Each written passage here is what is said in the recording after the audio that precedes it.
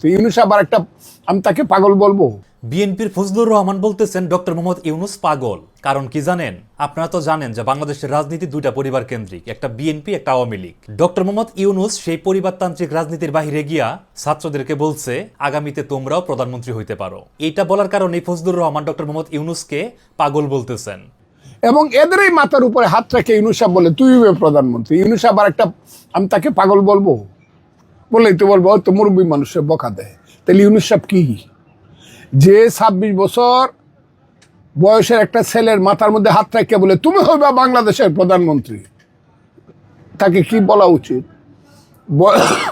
বয়সের একটা লেভেল থাকবে না? আমার যে ইসলাম হয়েছে, আমার যে দিনের নবী আসছে, যেদিন নবীর উপরে জিব্রাইলের মাধ্যমে হেরা পর্বতের গুহায় কোরআন নাজিল হয়, তখন তো নবীর বয়স 40 বছর।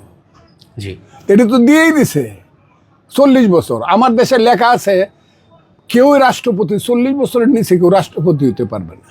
কেন বলে? 26 বছরের ছেলের মাথায় রেখে ইউনূস সাহেব বলে তুমি হইবা প্রধানমন্ত্রী। এইসব ছেলেরা তো এখন মনে করতেছে বাবার এই সামনে তো সব তাজমহল, সব কিছুকে এরা দেখতেছে। আর আমাদের মতো লোকজন যারা এদের বাপের বড়, যে বারবার বলি, একটা হেডমাস্টারের বয়স কত হয়? কত বছর বয়সে একটা হেডমাস্টার রিটায়ার করে? এই যে নাহিদের বাপ বা ওই যে মন্ত্রী ছেলেটা, এইসব ছেলে কি মন্ত্রী হয়? এ তো মন্ত্রীদের পিয়ন হওয়ার কথা।